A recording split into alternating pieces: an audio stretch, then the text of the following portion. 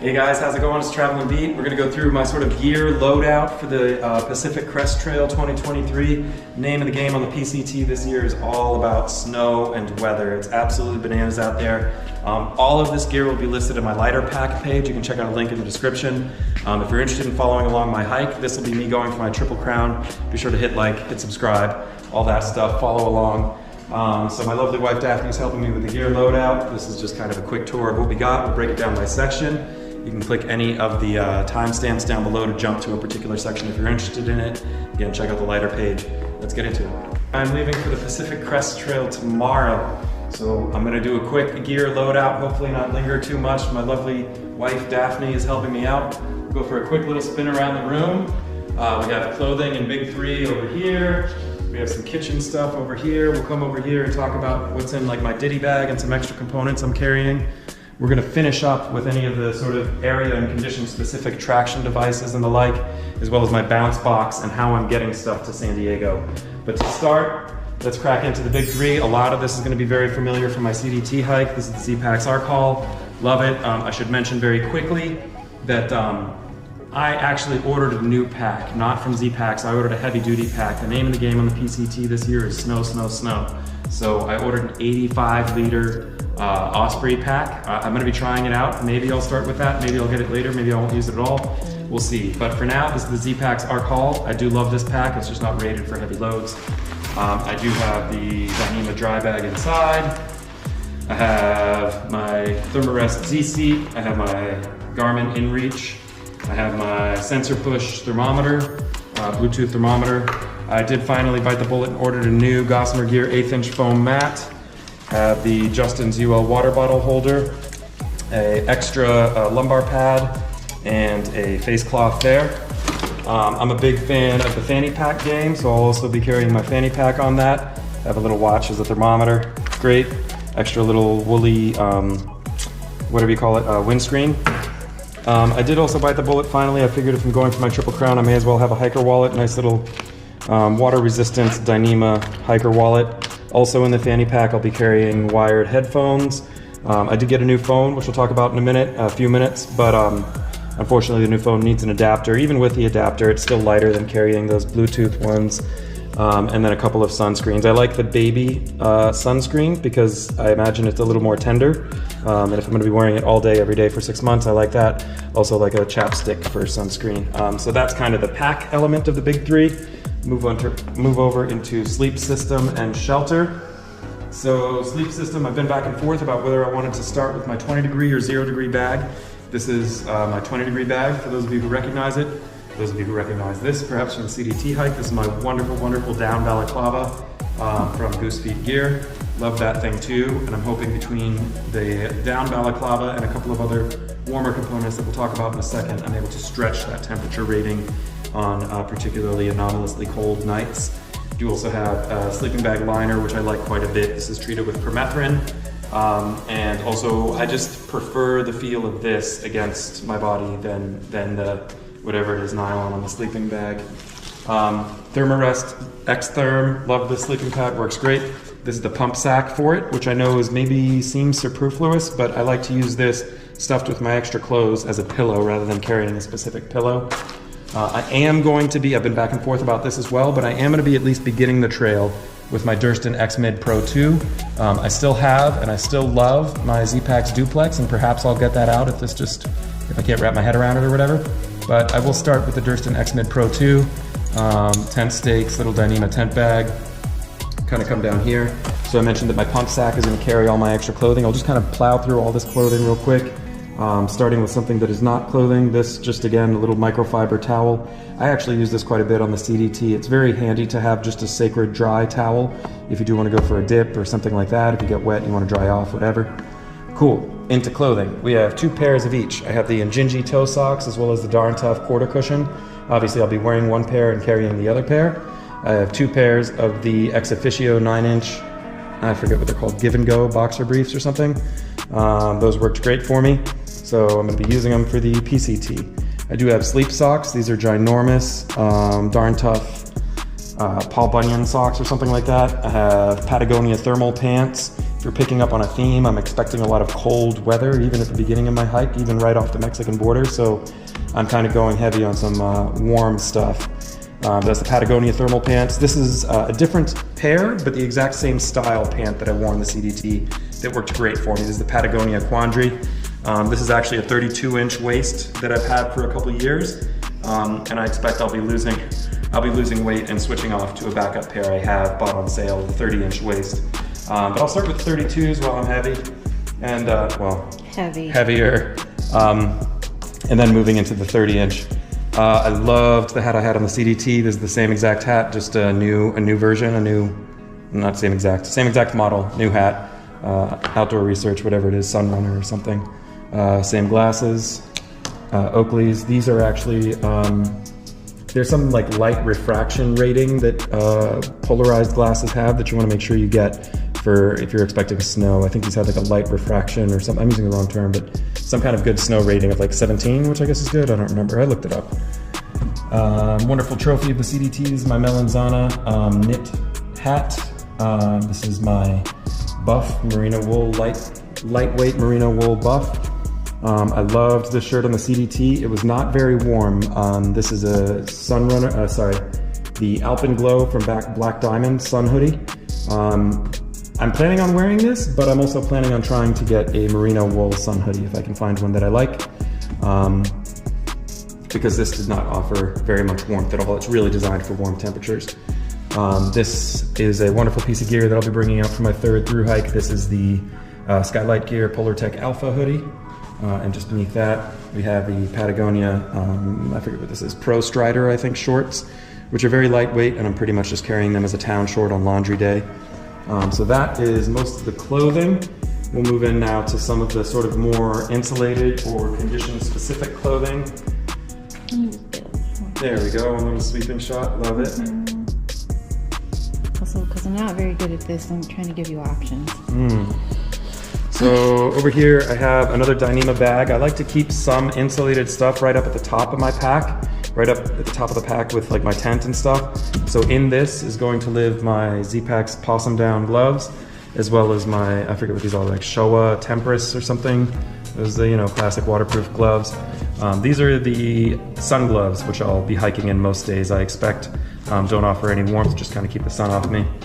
So the sun gloves will be on my hands, and inside of this Dyneema bag will be these two pair of gloves, as well as a new puffy. I love my Arc'teryx puffy that I carried on the AT and the CDT, but again, I'm expecting thinner margins for error is maybe a polite way to put it on the PCT with these snow conditions this year. So I bit the bullet and ordered a Mont Blanc Plasma 1000 parka. The difference between the parka and the jacket being the hood. I really, really like having a hood. I'd say order it from the Japanese website. You can save like $100 if you buy it in yen, but whatever you like.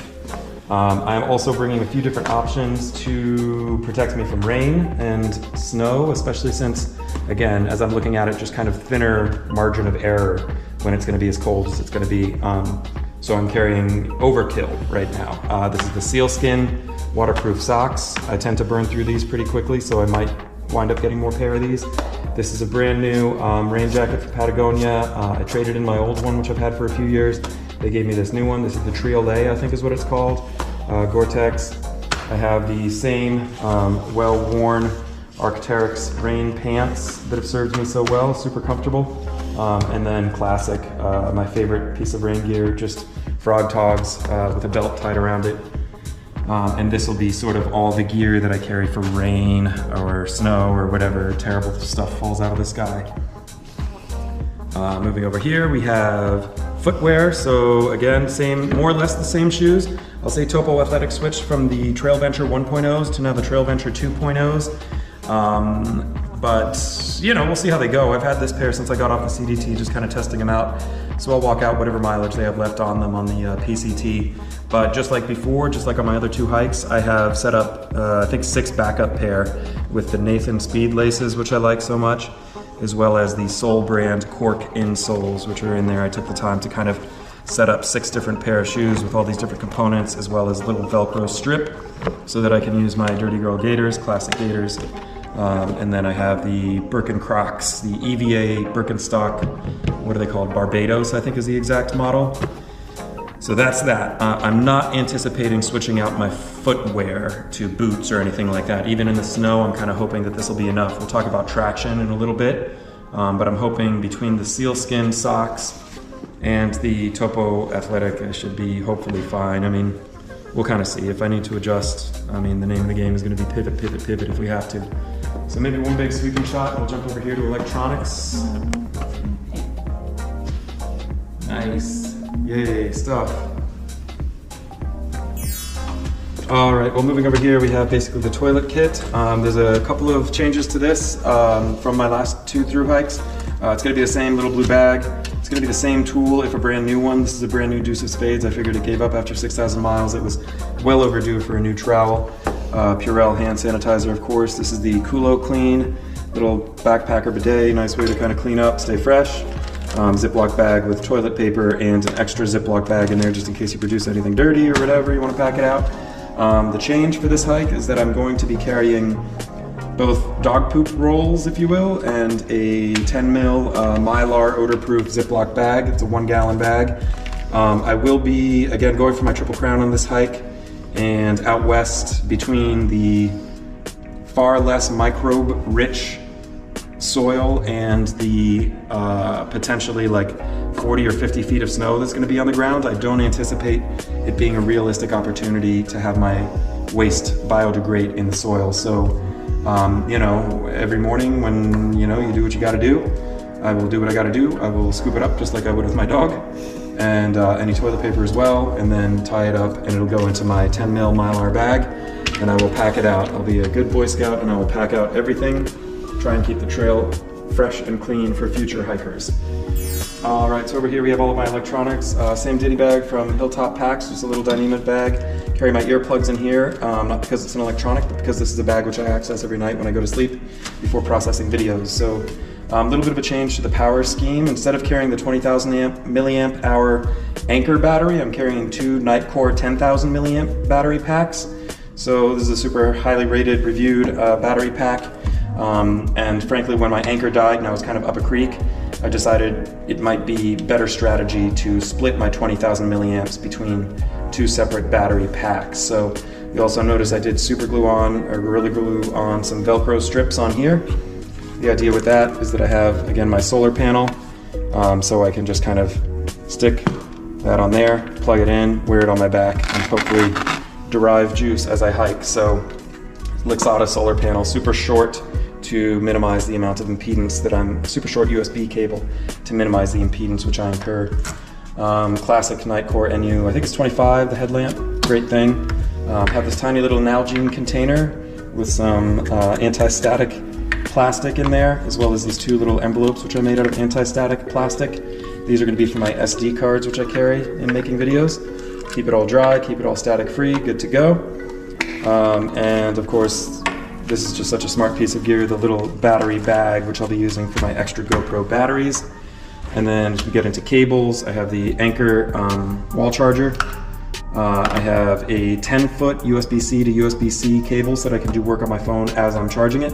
I have the GoPro battery charging cube, and then I have a 3-foot of each, USB-A to USB-C and USB-A to micro USB, as well as what I called last year before the CDT, the entire brain of the operation, a little tiny micro SD to USB-C, so that I can transfer my files every night from my phone, from my GoPro to my phone, and process. Okay, and over here we have all of my kitchen and food type stuff. So I have 2 separate options for carrying food. I'm going to start off with the Ursack. This is the 20-liter Ursack Almighty. It's huge, but it's great. I have a little black diamond locking carabiner so that I can secure it properly. I'll be carrying my food and all of my stinky stuff, all of my food-related stuff in op sacks as well. These do tend to fail pretty quickly after just a few weeks, and fail without much warning. So if I'm carrying 2 to use, I'm carrying 2 extra in here as backup. Have a small Nalgene bottle, which I'll use to carry olive oil. Toothpaste, these, I forget the brand, I'll put it below. These little toothpaste pellets, as well as a folding toothbrush. Once again, I'm carrying glucosamine in 1 a day. I carry 30 days worth at a time. I know it's heavy, but I like to stay healthy. Again, I'm expecting it to be cold, so this is another winter hack, the little copper strip and silicone wristband to warm up the fuel canister as you cook. I have coffee kit, so this is gonna be my little collapsible cup, and GSI pour over filter. I have my jet boil stash, which I bought at Pigeon Forge last year, 2 years ago on the AT. This isn't exactly the stove I'm gonna be using. I'm gonna be using the Pocket Rocket, the MSR Pocket Rocket, but I've already mailed that off to California so it can be there for me. And then a Skoy little cleanup cloth, super dry, super lightweight. That's awesome. At some point, once I get to the Sierras, once I get to like Kennedy Meadows South, I'll need to carry a bare canister. So that's that. Not looking forward to it, but there it is. Water kit, Sawyer filter, CNOC bag, Sawyer coupler so that I can connect the Sawyer to the CNOC, or Canuck I think it's called, and then another prefab homebrew pre-filter that I like so much. Anchor bag just to carry all this sort of water kit in. All right, so now we'll take a look at some of the sort of first aid Ditty bag stuff. I've kind of divided this up. This is my little bag, which everything will go in. Ziploc bag for, I don't know what, because I'm crazy, I guess. So this is all kind of first aid stuff. I did this at the recommendation of, I think, Jupiter Hikes. He puts his leukotape on parchment paper or wax paper or something, and it's actually worked really well for me on the CDT. I liked it quite a bit, so I'm doing it again. I'll start with a bunch of leukotape because I expect I'll need a bunch at the beginning. Also carry some rolled gauze, a little straw with a little one shot of hand sanitizer on there. I really like carrying an ace bandage. Super versatile and can cure most of what you encounter on the trail. A few band-aids, some whatever these are, safety pins, just for lancing blisters, some gauze, some salt, as emergency electrolytes or to get leeches off you, whatever. Triple antibiotic ointment. I'm also carrying a few backup items, so I think it's important to carry a backup lighter in addition to the one that'll be in my kitchen.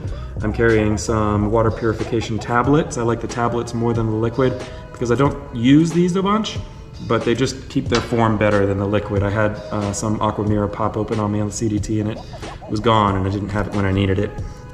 An extra Swiss Army knife, always a good thing to have, especially since I have a propensity to lose them. This is 2 obviously surgical gloves, which I don't really anticipate needing for sanitation reasons so much as they'll make a solid vapor barrier. If I do want to put a vapor barrier glove over my hand, they'll be good for that.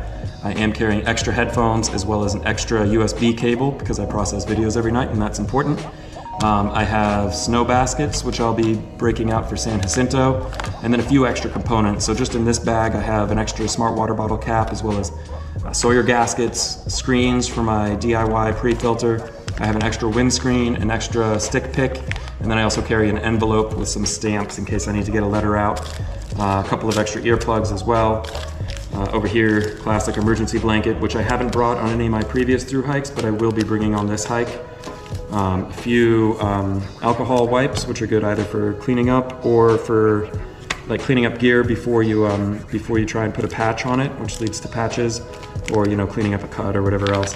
Tiny little sew kit, some one-off super glue, and then this little black box right here. Again, I have a tendency to shatter the polarized lenses that go on the GoPro. So there's a backup polarized lens.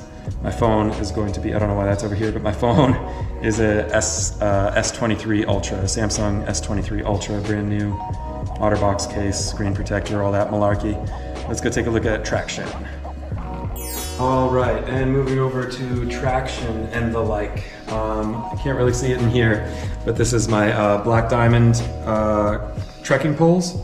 I don't know what, Trail Fork Ergo I think is what they're called. I just have them all wrapped up, ready to fly with them tomorrow.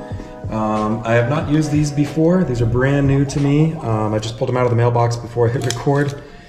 These are obviously the Catula K10 crampons, hiking crampons. You do want to be sure if you're getting crampons, don't get mountaineering crampons where you have these 2 knives that stick out the front. You really want to get hiking crampons. It doesn't have to be these, but just make sure you're getting hiking crampons if you don't plan on mountaineering. These are the skins for those. I have the Camp Corsa ice axe. I've done obviously a little bit of modification to this. I've put on some handlebar tape from cyclists. I've also put on a leash, and I've put on a protector, something to protect the ads and the back part. I forget what that's called.